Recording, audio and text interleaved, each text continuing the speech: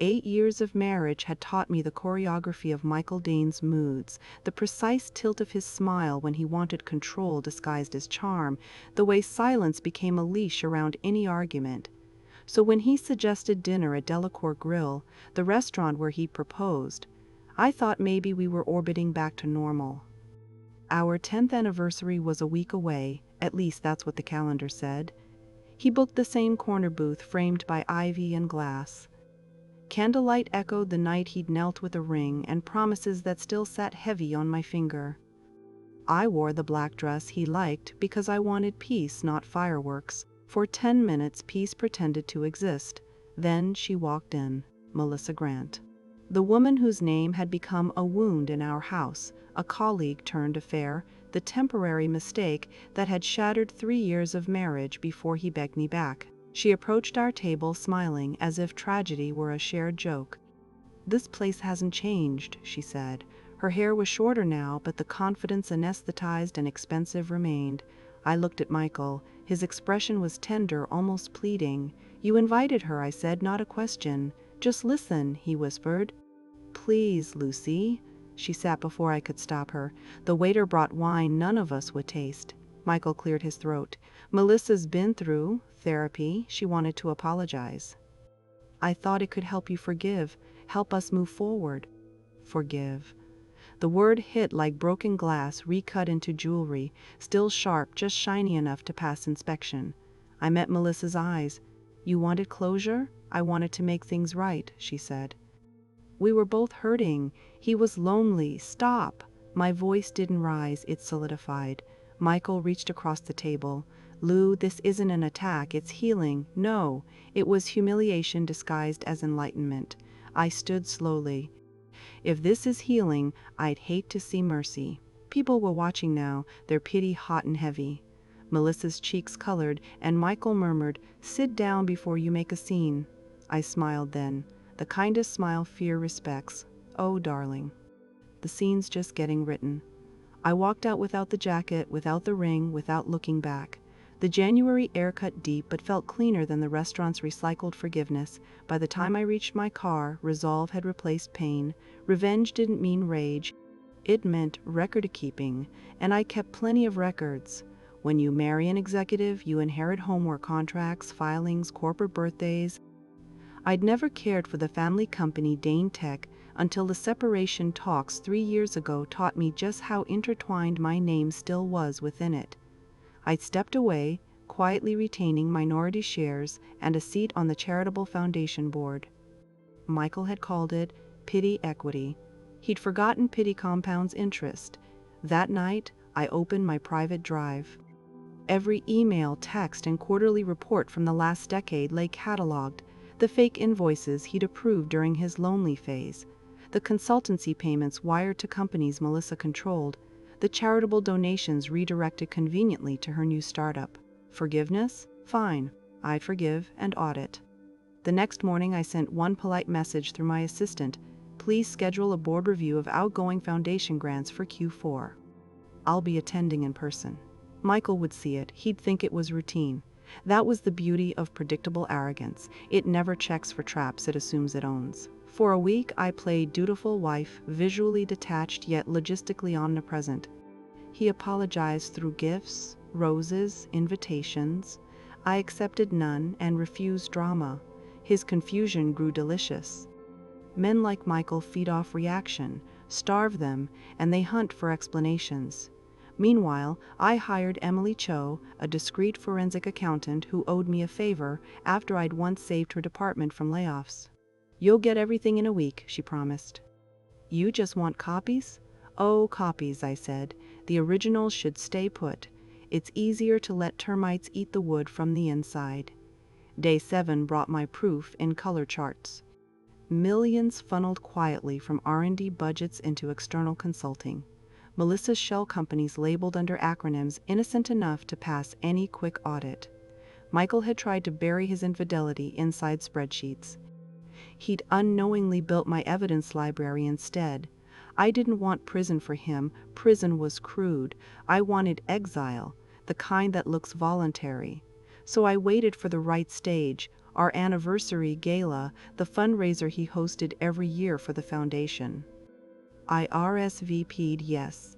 When the night came, the ballroom looked cinematic, gold ribbons, soft violins, money pretending to be morality. I wore white this time, the color of surrender reinvented. Michael's smile returned when he saw me across the room. He mistook poise for forgiveness. That was his final miscalculation. After speeches and cameras, I asked for 5 minutes at the microphone to thank the board. He nodded, proud, oblivious. The crowd quieted. I scanned the faces: donors, investors, journalists. Then I spoke. Marriage teaches teamwork, I began. Ours taught documentation. Laughter rippled uneasily. Tonight, before we celebrate our accomplishments, I want to share some exciting news about DaneTech's Transparency Initiative. I held up a folder. These are internal findings linking our foundation's accounts to external vendors. One, in particular, shows remarkable personal oversight. A murmur spread. Michael stiffened behind me. Effective immediately, I continued, the board and I will pursue independent investigation and legal review. Accountability is, after all, the highest form of loyalty. Applause scattered, curiosity burned. I turned slightly toward him. And to our CEO, thank you for insisting on forgiveness. It inspired this. Then I stepped down. He followed me into the corridor, voice low and frantic. What did you just do? I forgave you, I said. Professionally. His face strained. You've ruined us. No, Michael, you did that years ago. I just printed the receipt. Moments later, news alerts were already blooming online, auditing scandal at DaneTech Foundation. By midnight, legal counsel had suspended his authority pending inquiry. Melissa's shell firms froze under investigation. And me? I slept 8 hours for the first time in years. The morning after the gala, the world woke up different. Headlines bled through every financial feed. DaneTech under audit for internal conflict of interest. CEO on indefinite leave amid inquiry. Social media trended with words like accountability, bravery, revenge goals. I made coffee and watched newscasters speak about me without knowing it. Journalists used phrases like an anonymous insider, a whistleblower close to the board, let them guess.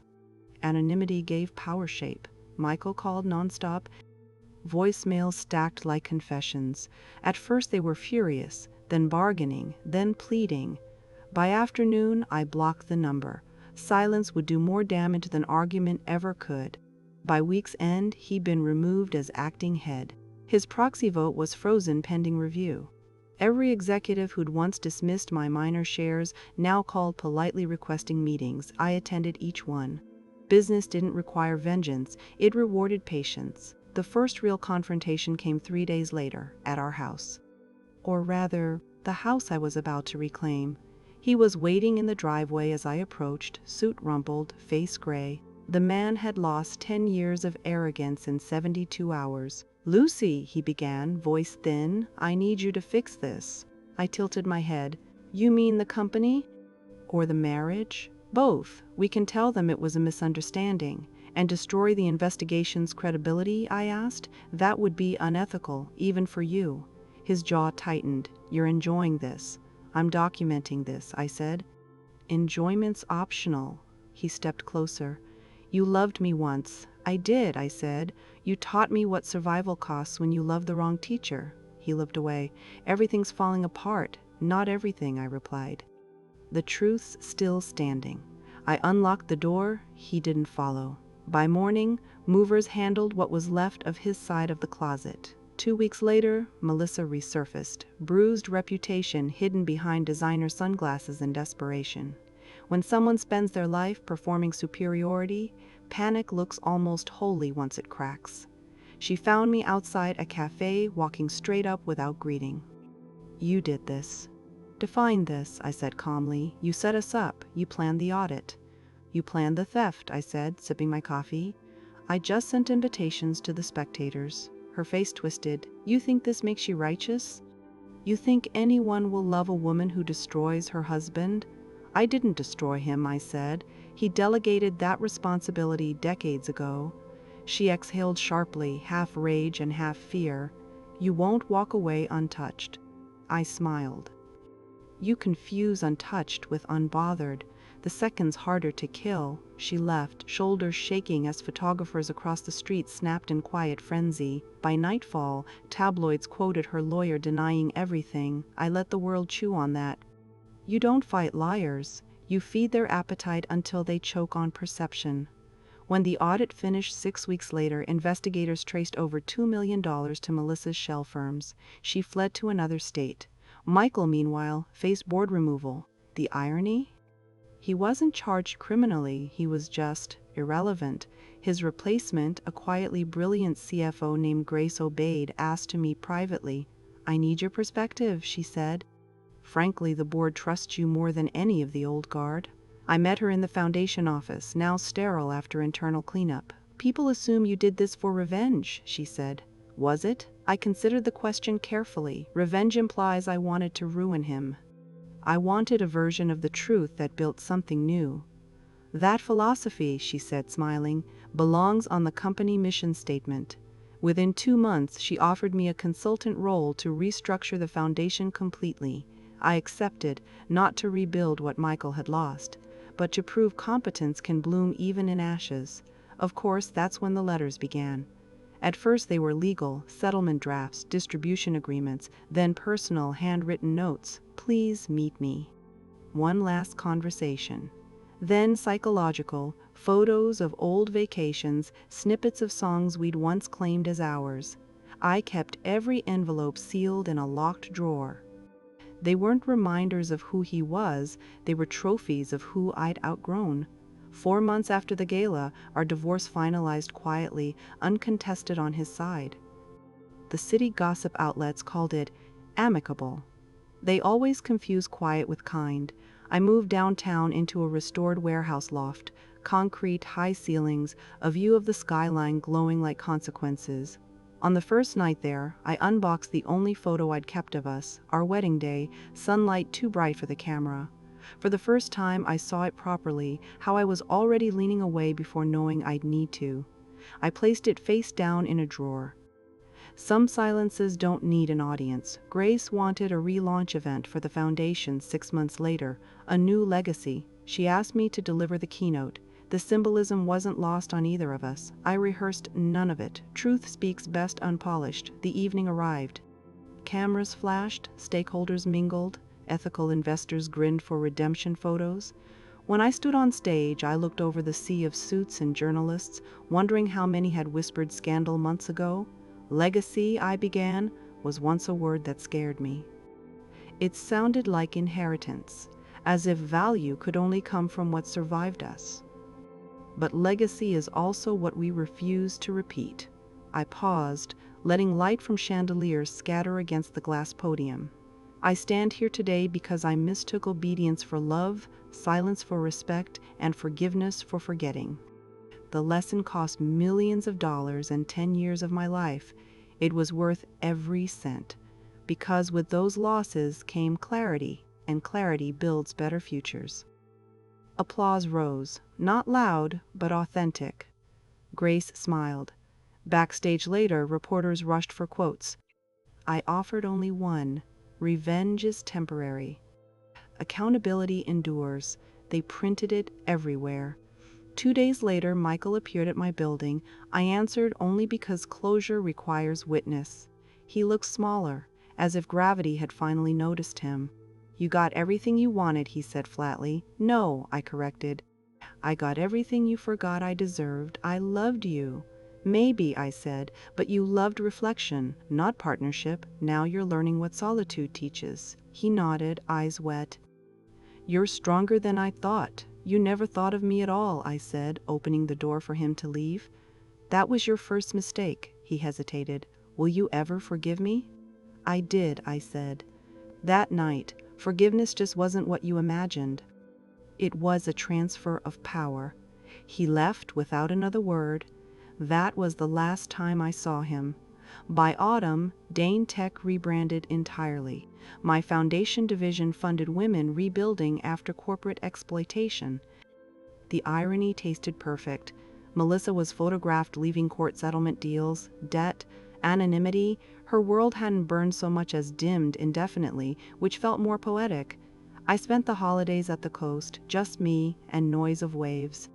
For the first time in a decade, I wasn't waiting for anything.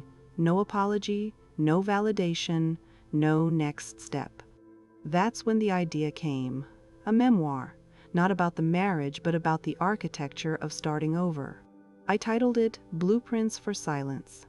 When the book released 6 months later, critics expected bitterness. Instead, they found instruction. It debuted modestly, then spread word of mouth among executives and newly divorced readers who recognized themselves in the rhythm of rebuilding. Chapter 1 read, "Some betrayals level your life. Don't rebuild the same house." On recording day for the audiobook, I read each line in one take. As the final sentence left my mouth, I understood something I hadn't when I first walked out of that restaurant. Closure isn't explosive. It's quiet, like the click of a door locking behind you, not to keep someone out, but to remind yourself you can leave. 5 years passed before I heard Michael's name again. By then, my life had unfolded into one of those still, confident rhythms that don't need narrating. Blueprints for Silence had gone through 6 printings, universities invited me to guest lecture on leadership ethics, and the foundation had funded nearly a dozen startups led by women who'd once been written off as liabilities. Peace, I had learned, feels suspicious at first. You keep waiting for alarms that never ring. Then, one Tuesday, my assistant buzzed. "There's a man here asking to see you." "Says he's your former husband." I hadn't prepared for that kind of nostalgia to walk through my glass doors. He entered slow, carrying the air of someone who'd lost more than wealth could fix. Thinner hair, lines at the corners of his eyes that arrogance once smoothed. "Lucy," he said, "you look happy." "That's because I am," I replied. "Sit if you'd like." He set a folder on the table. "There's a film rights offer for your book. They approached me for comment because I was part of the story. I came to warn you, press will resurface everything." I smiled slightly. "They resurface everything anyway." He hesitated. "I don't want to harm you again." "You can't," I said gently. "You're not in the equation anymore." He nodded, defeated but oddly relieved. "You really did rebuild it all." "Yes," I said, "because I stopped building for you." He exhaled, something freeing in the gesture. "I hope you find someone who deserves this version of you." I met his eyes. "I already have." "Me." He left quietly, and for once, the door's click didn't sound like a boundary. It sounded like punctuation at the end of a sentence 5 years long. Melissa's mirror. Melissa's reappearance came unexpected but cinematic, as most of her entrances had always been. At a charity summit in Chicago, I stepped into a hallway to escape cameras, and there she was, navy suit, clipboard, hesitation instead of arrogance. Her badge read Grant & Co., Communications. A new firm, a small one. "Lucy," she said tentatively, "congratulations, you've done amazing things." "Thank you," I said, even meaning it a little. "I'm on the event PR team," she explained quickly. "Under new management?" "That's good," I said. "Rebuilding suits you?" She straightened. "I never apologized properly." "You don't owe it," I said. "Not anymore." Her voice cracked just slightly. "Then can I thank you? You forced me to face who I was pretending to be." I studied her for a heartbeat, then offered a hand. "You're welcome." For a second she just stared, as though kindness hurt worse than confrontation, then shook my hand slowly. "Maybe forgiveness really is a form of power." "It always was," I replied. "The forum." A few months later, a national leadership forum invited me to deliver the keynote on resilience. I was tempted to decline. Stories grow stale when told too often, but one line in their letter caught me. "We want to know what happens after revenge." So I agreed. The ballroom was filled with CEOs, activists, students holding notebooks like lifelines. Cameras waited. "My story isn't remarkable because of what I lost," I began. "It's remarkable because of what I stopped guarding." Pain is efficient when it teaches, inefficient when it decorates. Laughter through recognition rippled softly. I used to believe silence was surrender. Then I realized silence is design. Choose where it lives, and it becomes architecture. It holds weight. I talked about rebuilding systems, not just self-esteem, about turning private fury into public structure. By the time I ended, the audience was standing, not applauding a scandal survivor, but someone who had made quiet contagious. Afterward, a young woman approached, voice trembling. "He cheated last month. I keep thinking revenge will fix me." "It doesn't fix," I told her. "It reveals. Once you see yourself clearly, you won't need the rest." Home. Again, years later, I bought a small cottage near the same coastline where that cursed restaurant faced the sea. The irony pleased me. From my porch, I could watch the waves that had witnessed every version of me: the wife, the betrayed, the strategist, the author, the woman who finally stopped rehearsing pain. One fog-tinted evening, I found an envelope slipped under the door. No signature. Inside, a single sheet of paper bearing my own quote from Blueprints for Silence: "Some betrayals level your life. Don't rebuild the same house." On the back, a note in neat handwriting: "Thank you for helping me never go back. M.G. Melissa Grant." No rage, no irony, just gratitude. That was how full circles really turn, quietly, off camera. Epilogue. Blueprints for Everyone. 3 years later, the film adaptation was complete. They called it The Golden Quiet. I served as executive producer to ensure it wasn't about revenge, but about reconstruction. Watching actors replay moments I'd lived was surreal. The staged restaurant, the fake candles, the scripted heartbreak. When the credits rolled at the premiere, I stood outside instead of sitting for applause. Night wind pressed against the marquee. A journalist followed, notebook ready. "Ms. Dane, sorry Ms. Gray, after everything, do you still believe in love?" I thought about it. "Absolutely," I said, "just not the way I was taught. Love isn't ownership or forgiveness issued on demand. Love is stewardship. You care for what chooses to stay," he scribbled. "And him, have you ever spoken since?" "Only through lawyers and legacy," I said. "Some voices are best preserved as lessons." A pause. "People call you the patron saint of revenge. Does that ever bother you?" I smiled. "They misunderstand. I worship resilience, not wrath. But if being misunderstood pays the bills, I'll light the candles anyway." He laughed. Wind lifted my hair, cameras flashed somewhere behind. That was the first time I noticed I didn't flinch. Light used to make me hide, now it simply traced where the shadows used to be. I went home to the coast that same night, slipped off the heels, and walked barefoot down to the water. The sand was cold, forgiving. In the distance, lightning stitched white veins through the horizon, a reminder that storms can decorate as well as destroy. I thought about how it had all started, with a dinner meant to rewrite me into silence. Instead, I'd written an empire of it. A single gull screamed overhead, its echo fading into the waves. I answered it under my breath, half laughing: "Forgive? Done. Forget? Never." Then I turned back toward the house, lights burning steady against the dark, proof that rebuilding, done right, means never again needing anyone's permission to shine.